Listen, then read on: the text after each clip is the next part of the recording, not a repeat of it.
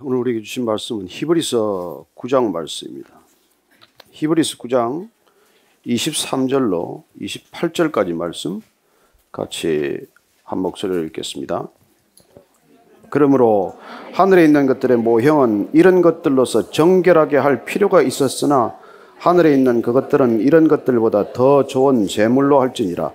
그리스도께서는 참것의 그림자인 손으로 만든 성소에 들어가지 아니하시고 바로 그 하늘에 들어가서 이제 우리를 위하여 하나님 앞에 나타나시고 대제사장이 해마다 다른 것의 피로서 성소에 들어가는 것 같이 자주 자기를 드리려고 아니하실지니 그리하면 그가 세상을 창조한 때부터 자주 고난을 받았어야 할 것이로되 이제 자기를 단번에 제물로 드려 죄를 없이 하시려고 세상 끝에 나타나셨느니라.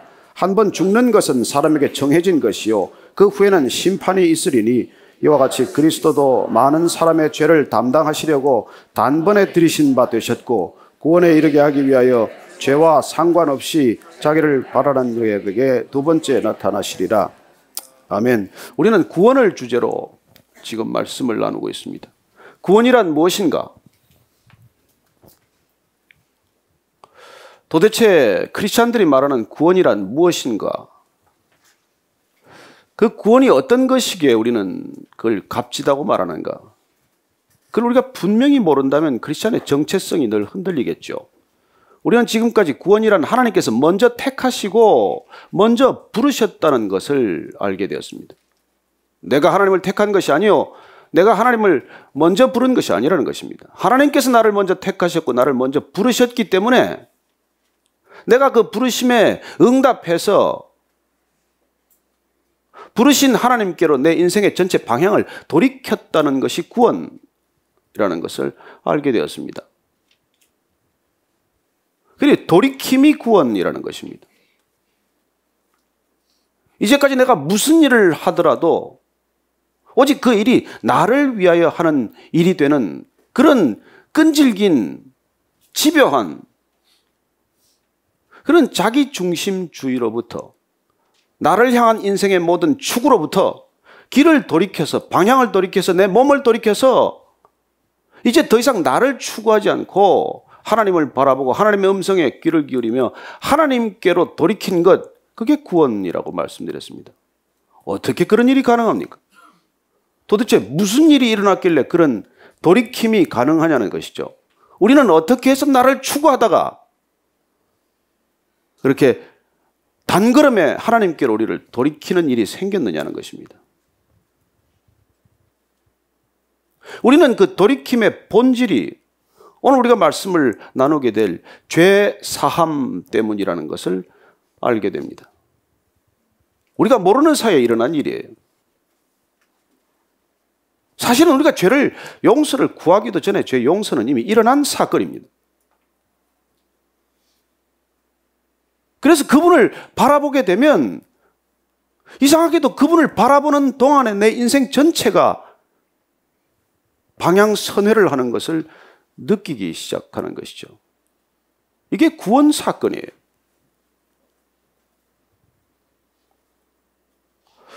우리는 체질적으로, 본질적으로, 본능적으로 누군가 다른 사람을 생각하거나 하나님을 생각하면서 살지 않습니다. 우리는 그렇게 고상한 인간들이 아니에요. 그저 눈을 감고 무슨 생각을 하더라도 이 일이 나한테 무슨 유익이 있나? 내가 무슨 결정을 하건 판단을 하건 이건 도대체 나한테 무슨 이득이 되나? 그 생각을 우리는 본능적으로 하며 사는 사람들입니다.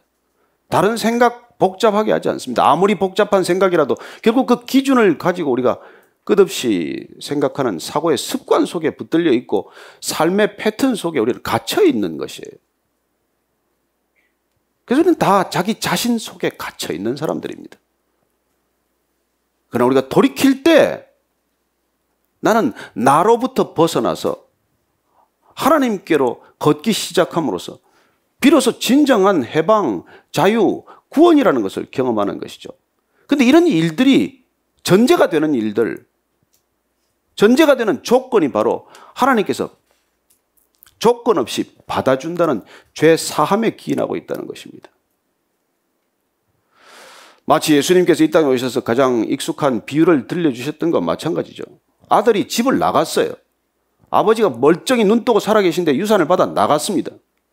아버지는 어떻게 될지 그 아들을 다 아시지만은 하도 나가고 싶다니까, 하도 돈 달래니까, 유산 탐을 내니까 돈 줘서 내보냈어요. 어떻게 될지 결과를 다 알고 있습니다. 그 아들이 돈을 요구할 때도 용서하셨고, 그 아들이 나가서 망할 것도 이미 용서하셨고, 망하고 난 뒤에 다시 돌아올 것도 용서하고 계신 거예요. 아버지가 이미 다 용서하셨다는 그 전제가, 그 조건이 그 아들이 나중에 결국 돌이켜서 집을 돌아올 수 있는 토대가 되는 것입니다. 세상 사람들은, 하나님 없이 살아가는 사람들은 그게 철났다고 그래요. 하고 싶은 대로 하다가 제멋대로 살다가 돌이키는 삶을 이제사 철이 들었다, 그렇게 표현하죠. 그러나 그게 우리가 적어도 크리스찬들이 말하는 그게 구원의 시작이라는 것입니다. 그래서 대체 어떻게 해서 하나님께서는 이런 죄를 사할 수 있는 그런 결정을 하셨느냐는 것. 아니, 그러면 예수님께서 이 땅에 오셔서 십자가를 지심으로 그런 사건이 일어났다는 것을 우리는 지금 들어서 알고 있지만, 그 전에는 대체 어떤 일이 있었냐는 것이죠. 예수님 오시기 전에는 구원 안 받았습니까? 구원 사건이 없었습니까? 우리가 오늘 읽은 이 히브리서 말씀, 히브리서는 구약적 제사와 예수님의 십자가 사건을 대비하는 일이에요. 구약시대에 예수님께서 오시기 전에, 우리가 보이기 전에, 그때도 이미 하나님께서는 우리를 용서하고 계셨어요. 용서할 수 있는 토대를 만드셨습니다. 구약의 제사 제도란 용서하기 위한 하나님의 교육장이에요.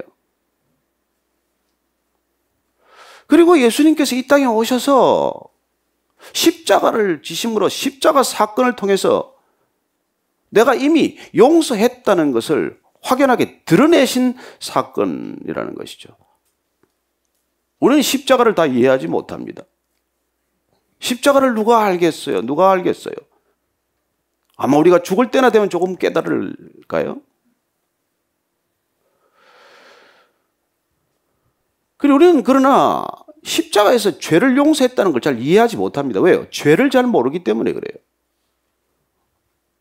우리는 죄를 아는 것 같지만 죄를 잘 모릅니다. 특히 죄인들은 죄가 무엇인지 도대체 죄를 죄로 인식할 수도 없거니와 죄 때문에 내가 죽어가고 있다는 것도 모르고 산다는 거예요. 우리는 안다는 것에 대해서 다 무지합니다. 우리는 공기 없으면 죽어요. 숨 못 쉬면 죽습니다. 그러나 공기에 대해서 잘 압니까? 공기가 어떻게 생겼는지, 대기의 구성 성분은 무엇인지, 이 공기가 지금 어떻게 오염되고 있는지 우리가 잘 압니까? 단 1분만 못 쉬어도 죽는 이 공기가 그렇게 소중하고 그렇게 가치 있는 것이지만 우리가 그 가치를 제대로 압니까? 모르잖아요. 이 대기 중에 질소가 78%고 산소가 21%고 나머지 1%가 이산화탄소나 아르곤이다. 이런 화학적 성분을 우리가 안다고 해서 어떻게 해서 도대체 질소가 더 그렇게 많아야 되는지, 왜 산소는 21%에서 조금만 더 많아도 안 되고 더 부족해도 안 되는지를 우리가 아냐고요. 모르지 않습니까? 다만 우리가 아는 것은 그 숨 못 쉬면 죽는다는 것 정도죠. 다만 우리가 아는 것은 황사가 오고 미세먼지가 이토록 많으니까 호흡이 곤란하고 기관지 환자가 많고, 아이고 이런 대기를 과연 마시고 우리가 살 수 있을까? 드디어 자각하고 드디어 그 대기에 주목하기 시작했다는 정도죠. 죄도 마찬가지예요. 죄를 모르기는 우리가 마찬가지라는 것입니다. 성경이 말하는 죄는 우리가 생각하는 죄와 조금 다르잖아요. 우리는 그걸 원죄에서부터 시작하는 것입니다.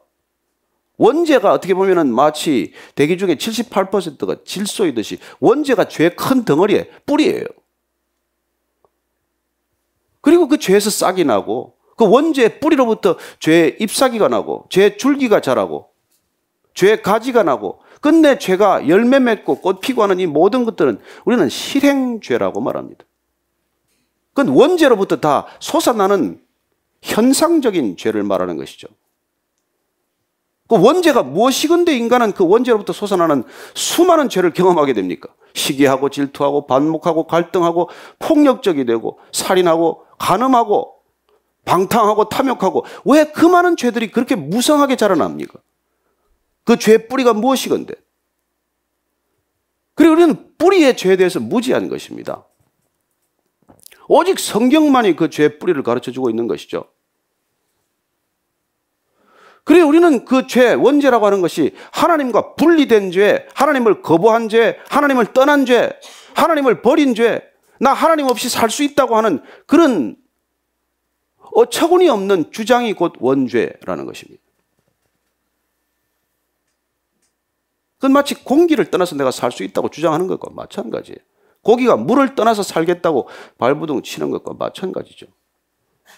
우리는 하나님 안에서 살고 있음에도 불구하고 하나님을 나는 떠났다, 필요 없다, 거절하겠다. 거기서부터 시작된다는 것입니다. 그리고 원죄란 하나님을 거부한 것이고 떠난 것이라면 구원이란 무엇입니까? 다시 하나님께로 돌아왔다는 것, 돌이켰다는 것이죠. 그 돌이켜서 어떻게 됐는데? 돌이켜서 우리가 하나님과의 관계, 끊어졌던 관계가 다시 이어졌다. 이게 구원이란 말이에요. 끊어졌던 관계가 다시 연결되었다. 이게 구원이란 말이에요. 그래서 우리가 그 많은 걱정과 염려와 근심과 이 모든 것들로부터 해방되었다. 이게 구원 사건이란 말이에요. 어떻게 해서 그런 일이 일어났습니까? 그게 죄 사함에서 비롯됐다는 거예요. 죄 용서에서 비롯됐다는 것입니다. 그래서 원죄로부터 용서받는다는 것은 하나님과의 관계가 복원된다는 것을 뜻하는 것이고 예수님께서 그 사건을 우리에게 보여주셨다는 것입니다. 그래서 우리가 하나님과 연결되었기 때문에 더 이상 근심하거나 걱정하거나 염려하거나 초조하거나 불만족하거나 이게 없어졌다는 거예요. 여러분 우리가 70년대까지 전기 걱정했어요. 걸핏하면 전기가 나갔으니까. 그때까지만 해도 수도 걱정했습니다. 물 걱정했어요. 물 잘 못 받았었습니다. 풍성하지 않았으니까. 제가 어릴 때 기억이 나요. 늘 우리 할머님이 밤새도록 수도 꼭지를 똑똑똑 한 방울씩 떨어지게 틀어놔. 계량기 돌아가지 말라고. 참 밤새 큰 대야에 물을 받았었어요. 그리고 수도가 언제 끊어질지 몰라요. 전기가 언제 나갈지 몰라. 지금 전기 걱정, 물 걱정합니까? 왜요? 항상 연결되어 있으니까. 수도가는 늘 상수원에 연결되어 있고 전기는 늘 발전소와 연결되어 있기 때문에 우리는 물 걱정, 전기 걱정 안 해요. 또 여름 되면 조금 걱정하겠죠. 걱정이란 무엇입니까? 부족하다는 거예요. 걱정할 필요가 없다는 건 뭐예요? 무한정으로 쓸 수 있는 자원이 연결되어 있다는 뜻입니다. 구원이란 무엇입니까? 하나님과 연결됨으로써 부족함으로부터 해방된다는 거예요. 그럼 왜 우리가 부족함을 느끼느냐는 거예요. 성경은 그걸 죄라고 말합니다. 마치 수도관이 막히듯 전선에 어디가 끊겨졌듯 죄라는 것들이 마치 블락킹을 해서 자유롭게 흐르는 걸 방해한다는 거예요. 그래서 죄 용서가 일어나지 않으면 우리는 죽는 날까지 부족감에 시달릴 거예요. 우리는 죽는 날까지 진정한 자유를 경험하지 못할 거예요. 늘 근심과 염려에 시달리겠죠. 가지면 가진 대로 걱정이고 없으면 없는 대로 걱정이고 성공하면 성공하는 대로 불만이고 성공하지 못하면 성공하지 못한 대로 불만이고 우리는 단 한 번도 진정한 자유를 경험하지 못하고 살겠죠. 그리고 그게 죄 때문에 막혀있는 인간의 상태라는 것입니다. 다른 종교도 이걸 알아요. 그래서 다른 종교는 이 죄를 내 자신이 선행으로 한번 만회해보라고 주장하는 그런 패러다임이죠. 그래서 얼마나 많은 사람들이 죄의식에 시달리면서 죄의식으로부터 자유롭기 위해서 죄의식과 내 헌신, 내 헌금, 내 봉사와 구제와 교환하기 위해서 고생합니까? 그래서 마일리지를 쌓고 크레딧을 쌓고 포인트를 쌓아서 어떻게 하면 이 죄책감에서 벗어날 것인가를 교묘하게 이용하는 종교 비즈니스 때문에 얼마나 고생들이 많으십니까?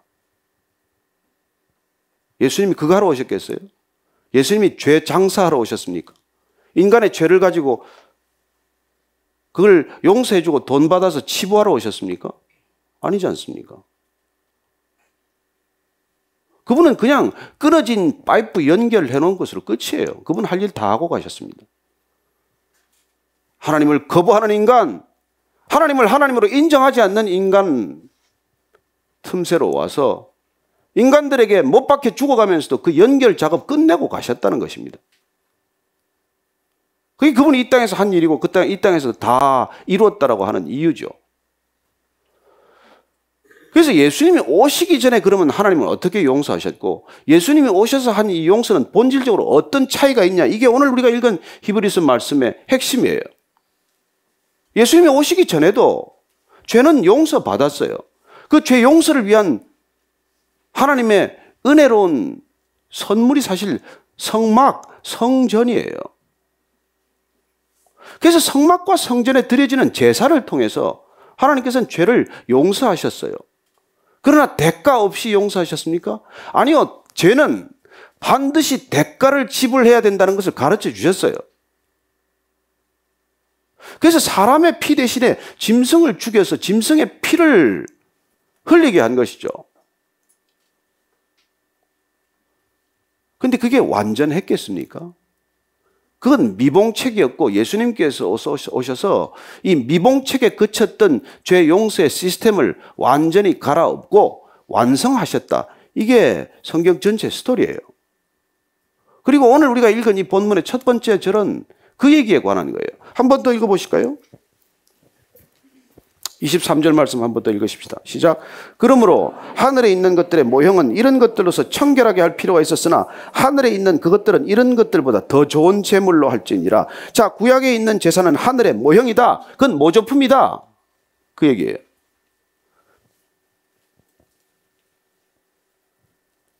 그래서 모조품이지만은 어떻게 정결하게 죄를 깨끗이 씻을 수 있을 필요를 채웠느냐.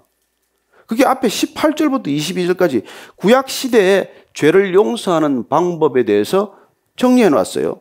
한번 읽어드릴게요. 이러므로 첫 언약도 피 없이 세운 것이 아니니 모세가 율법대로 모든 계명을 온 백성에게 말한 후에 송아지와 염소의 피 및 물과 붉은 양털과 우슬초를 취하여 그 두루마리와 온 백성에게 뿌리며 이르되 이는 하나님이 너희에게 명하신 언약의 피라 하고 또한 이와 같이 피를 장막과 섬기는 일에 쓰는 모든 그릇에 뿌렸느니라. 율법을 따라 거의 모든 물건이 피로써 정결하게 되나니 피 흘림이 없은즉 사함이 없느니라. 결론이 뭐예요? 피 흘림이 없이는 용서가 없다는 것입니다. 하나님께서 용서할 때 인간의 죄를 용서하기 위해서는 피가 필요하다는 거예요. 왜냐하면 여러분, 죄는 결국 생명이 흘러가는 것을 막기 때문입니다. 그리고 생명은 피에 있어요. 그래서 생명을 막아버리는 이 죄를 없애기 위해서는 다른 피가 필요하다는 것입니다. 아이고, 그 왜 피 얘기를 하십니까? 아침부터 일요일 날. 그게 그렇게 정한 걸 어떻게 해요? 싱가포르에 가면 왜 껌이 죄입니까? 그 껌 들어갈 때 왜 껌 가지고 가면 100만 원씩 그 벌금을 물립니까? 그렇게 정했다니까요. 그 사람들이. 그게 싫으면 싱가포르 안 들어가면 돼요. 그래서 피 얘기 듣기 싫으면 그냥 천국 안 가면 돼요. 그분이 그렇게 정한 걸 어떻게 하겠어요?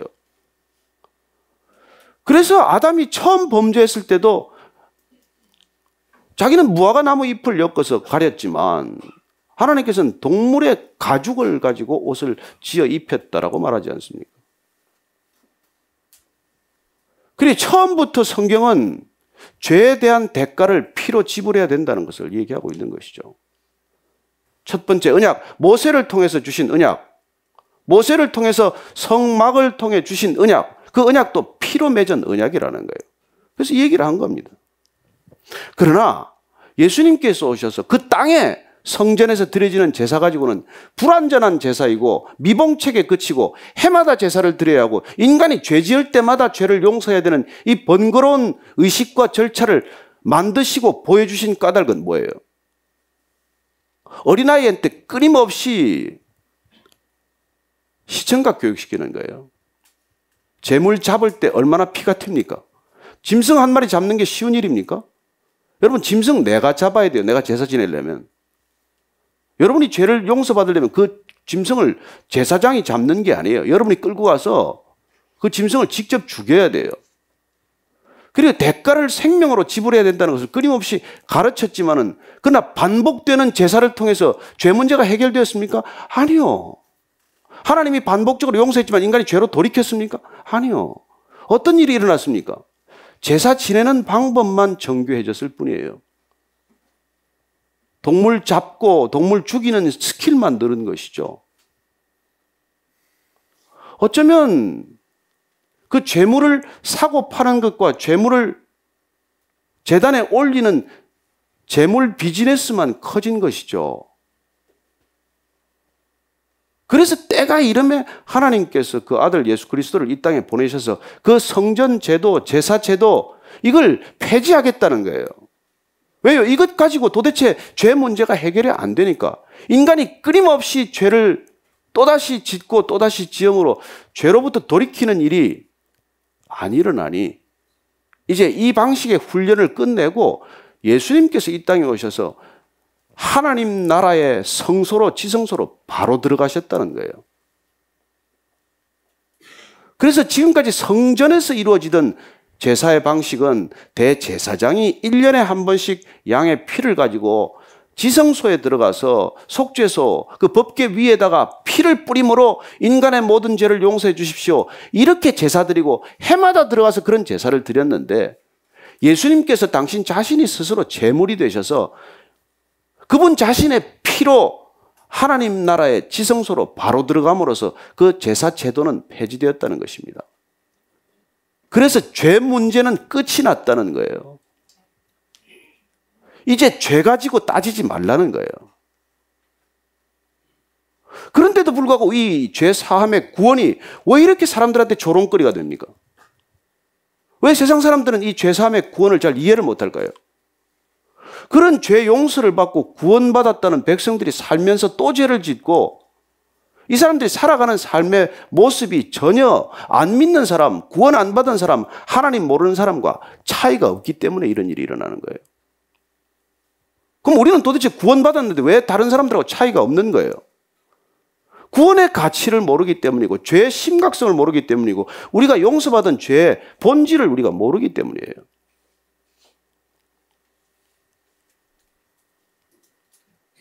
그게 심각한 문제라는 것입니다. 우리 자신도 구원받은 자로서 살아가는 삶에 심각한 오해가 있다는 것입니다. 오늘 그걸 여러분들이나 제가 분명히 이렇게 확인하고 넘어가야 될 거예요. 자, 24절 말씀 한 번 더 읽으실까요? 시작. 그리스도께서는 참것의 그림자인 손으로 만든 성소에 들어가지 아니하시고 바로 그 하늘에 들어가사 이제 우리를 위하여 하나님 앞에 나타나시고, 25절 26절도 한번 더 읽습니다. 시작. 대제사장이 해마다 다른 것의 피로서 성소에 들어가는 것 같이 자주 자기를 드리려고 아니하실지니 그리하면 그가 세상을 창조한 때부터 자주 그 고난을 받았어야 할 것이로되 이제 자기를 단번에 제물로 드려 죄를 없이 하시려고 세상 끝에 나타나셨느니라. 여러분, 예수님께서 세상 끝에 나타나셨다는 거 아십니까? 우리는 그래서 예수님의 오심으로써 종말이 시작되었다고 믿는 사람이에요. 세상의 끝자락에 오셨다는 것입니다. 이 죄 문제를 해결하기 위해서, 영원히 해결하기 위해서, 단번에 해결하기 위해서. 그래서 그분께서 영원히 단번에 해결한 것을 우리는 구원이라고 말하게 되었기 때문에, 죄 문제로부터 완전히 자유로워졌기 때문에 우리가 당신 보고 당신 구원받았습니까? 그럴 때 네, 구원받았습니다, 이렇게 답하는 것은 당신 죄 용서를 받았습니까? 라고 묻는 것과 동일한 질문이고, 네, 저는 죄 용서를 완전히 받은 사람입니다, 이렇게 대답하는 것과 동일한 일이에요. 그래서 구원 이꼴 죄 사함, 구원 이꼴 죄 용서로 우리가 받아들이게 된 것이죠. 왜요? 예수님께서 이 땅에 오셔서 마지막 때 오셔서 완전한 제사, 하늘에 있는 성전에 하늘의 지성소로 바로 들어감으로써 해마다 드리는 제사가 아니라 이제 영단번, 영원히 한 번의 제사를 통해서 이제 죄 문제는 끝났다는 거예요. 실제로 끝났습니까? 죄는 더 극성을 부리는데. 구원받았다는 사람들도 죄로부터 허덕이는데 뭐가 끝났다는 거예요? 뭐가 끝난 게 하나 있습니까? 그래서 우리가 이 죄로부터 돌이켜야 한다는 절박한 하나님의 마음을 우리가 모르면 구원받고도 구원받았는지 10원을 받았는지 8원 받았는지 모른다는 거예요. 이게 아주 보통 문제가 아니에요. 죄 용서를 받고도 그 죄가 어떤 용서인지를 우리가 모르기 때문에 그런 거예요. 자, 다시 돌아가십시다. 죄는 아까 제가 하나님께서 끊어짐을 다시 이어짐으로 회복시키는 것이라고 했습니다. 우리는 이제 끊어지지 않는 하나님의 사랑으로부터 정말 무한한 자원을 공급받기에 이르렀어요. 죄는 늘 끊어져 있는 상태이기 때문에 부족감과 결핍감과 고독감과 소외감과 해결되지 못해요. 그 죄인들은 끊임없이 갈등하는 것입니다. 왜요? 자원이 끊어졌기 때문에 내가 내 힘으로 해결하면서 살아야 된다는 것이 죄인의 결단이에요. 어떻게든지 나 혼자 살아야 돼. 어떻게든지 내 힘으로 해결해야 돼. 어떻게든지 남의 것을 뺏어와야 돼. 왜요? 부족하기 때문에. 모자라기 때문에. 그걸 충당할 수 있는 길은 다른 사람으로부터 그 자원을 뺏어오는 길밖에 없어요. 사랑도 그래요. 날 더 사랑해달래. 왜요? 나한테 사랑이 부족하니까. 그래서 우리가 회복되고 다시 이어지는 구원이 아니고서는 인간의 본질적인 문제는 하나도 해결되지 않아요. 근데 저와 여러분이 구원받았다면 이 본질적인 문제가 해결되었다는 것을 우리가 온몸으로 느낄 수 있어야 그게 해결이 되는 거 아니겠어요? 그래서 이제 나는 더 이상 당신한테, 다른 사람한테 그 부족한 자원을 채워달라고 목매달고 살지 않겠다. 이게 구원받은 백성이란 말이에요. 그러니 어떻게 다른 사람들하고 다투겠어요? 내가 모자라야 다투죠. 내가 부족한 게 없는데 누구랑 뭘 다투어요? 내가 뭐 더 성공하고 싶은 것도 아니기 때문에 성공을 위해서 줄다람 치는 사람들과 다툴 게 없고, 내가 부족한 게 더 없다면 부족한 것에 시달리는 사람과 왜 다투느냐고요. 그래서 저는 정말 우리가 이 죄의 심각성을 모르기 때문에 끊어져 있는 상태를 우리가 한번 더 그럼 좀 보십시다. 시편 다윗이 얼마나 그 하나님을 잘 믿다가 하나님과 잠시 끊어져서 어려움을 겪는지 한번 시편 32편 한번 보시죠. 하나님과 관계가 끊어지면 얼마나 괴로운지를 한번 보십시오. 시편 32편 3절 4절 한번 찾으셨으면 같이 읽겠습니다. 32편 3절 4절 시작. 내가 입을 열지 아니할 때 종일 신음함으로 내 뼈가 쇠하였도다. 주의 손이 주야로 나를 누르시오니 내 진액이 빠져서 여름 가뭄에 마름같이 되었나이다. 밧세바하고 간음했어요. 밧세바 남편 우리아를 죽였어요. 그리고 거짓말했어요. 다윗이 그 범죄를 혼자 걸머지고 가는 생애가 얼마나 힘들기 시작했겠어요. 그래서 그는 그럽니다. 내가 이게 뭐 뼈가 다 이렇게 사가 없어지는 것 같은 그런 고통을 느낀 것이죠. 여러분, 죄 짓고 사는 게 이런 거라는 거예요. 그리고는 주의 손이 나를 주야로 누르시오니 두통이 얼마나 나겠어요. 내 진액이 빠져서, 내 몸의 모든 진액이 빠져서 여름 가뭄에 바짝 말라버린 논밭같이 되고 바짝 타버린 농작물처럼 그렇게 변해가는 것이죠. 여러분, 죄에 시달림은 이런 증세를 경험하지 않습니까? 그리고 이렇게 되어간다는 거예요. 이렇게 되어가려도 잘 몰라요. 여러분, 마약 환자들이 죽어간 줄 압니까? 저 마약 환자들 보니까 정말로 처음에는 여러분 천국 간 것 같죠. 한번 할 때는. 그러나 계속되면 어떨까요? 육체적인 황폐뿐만이 아니에요. 정신적인 황폐가 급속히 진행이 됩니다. 마약 중독이 그런 거 아닙니까? 그러나 압니까 본인이? 모르죠. 그 고통스러운 상태를 어떻게 알겠어요? 알면 하겠습니까? 그러나 이미 느끼기 시작할 때 때가 늦었다는 거예요. 그래서 시편 50, 우리가 다시 한번 51편을 가십시다. 그래서 다윗이 어떻게 간절히 원하게 됩니까? 뭘 원하게 돼요? 51편 1절 2절 말씀 같이 한번 보십시다. 시작. 하나님이여 주의 인자를 따라 내게 은혜를 베푸시며 주의 많은 긍휼을 따라 내 죄악을 지워주소서. 나의 죄악을 맑게 씻으시며 나의 죄를 깨끗이 제하소서. 이렇게 간절히 원하게 되는 거예요. 죄 때문에 못 살게 되는 시기. 지금 다윗이 부족한 게 없습니다. 왕이잖아요. 명령 하나만 안 될 게 뭐 있습니까? 그러나 죄책감에 시달리고 죄의식에 짓눌리기 시작하면 마치 내 뼈가 쇠하는 것 같고 내 몸의 모든 지력이 빠져나가는 것 같은 그런 고통 속에 사로잡히니까 한 가지 원하는 것, 한 가지 간절한 게 있다면 가장 먼저 해야 될 일이 죄 용서받는 일이라는 거예요. 그래서 그는 9절 이하를 제가 읽어드릴게요. 주의 얼굴을 내 죄에서 돌이키시고 내 모든 죄악을 지워주소서. 하나님은 내 속에 정한 마음을 창조하시고 내 안에 정직한 영을 새롭게 하소서. 나를 주 앞에서 쫓아내지 마시며 주의 성령을 내게서 거두지 마소서. 주의 구원의 즐거움을 내게 회복시켜 주시고 자원하는 심령을 주사 나를 붙드소서. 그리하면 내가 범죄자에게 주의 도를 가르치리니 죄인들이 주께 돌아오리이다. 지금 얼마나 고통스러우면 이런 절규를 하겠어요. 이게 지금 절규 부르짖는 거 아니에요.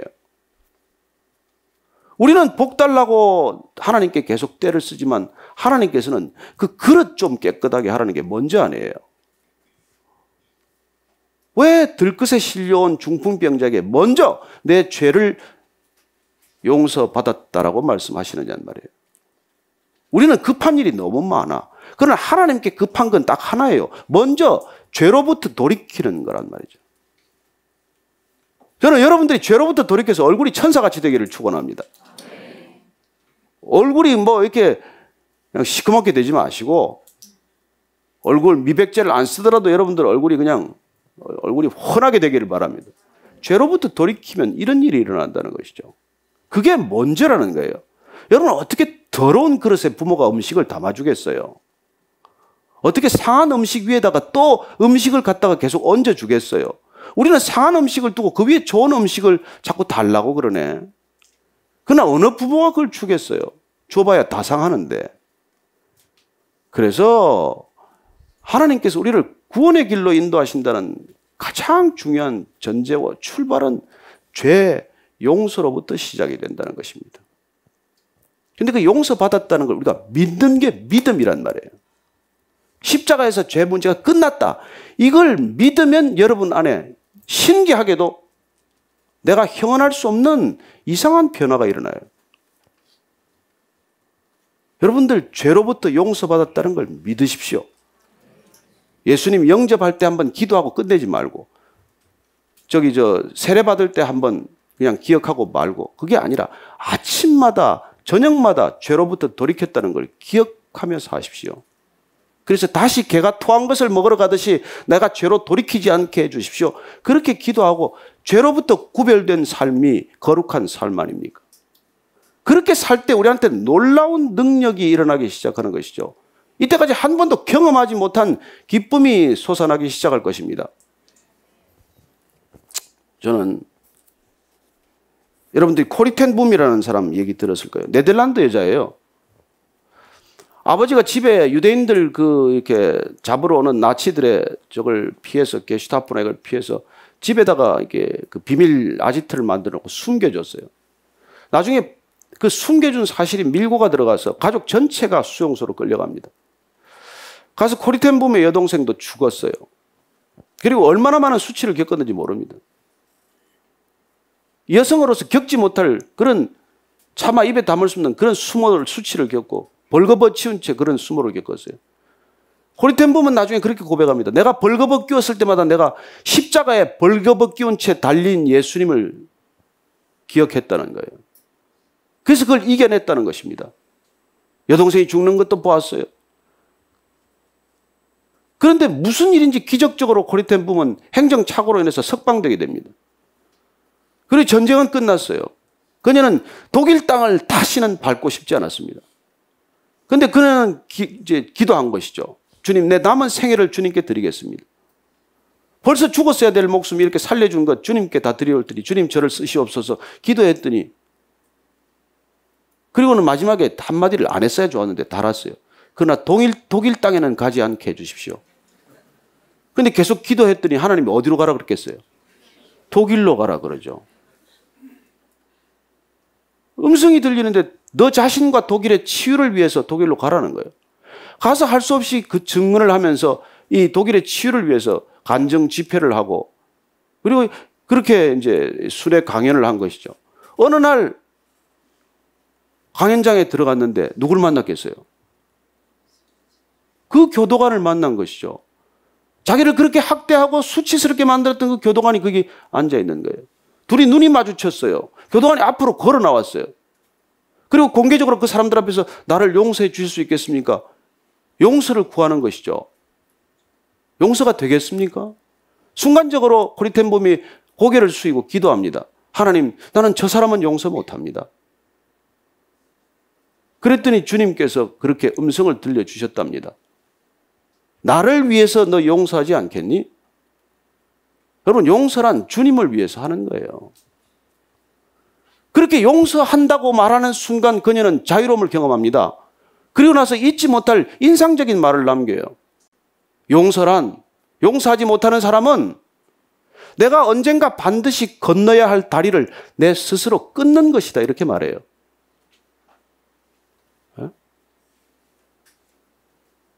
용서란,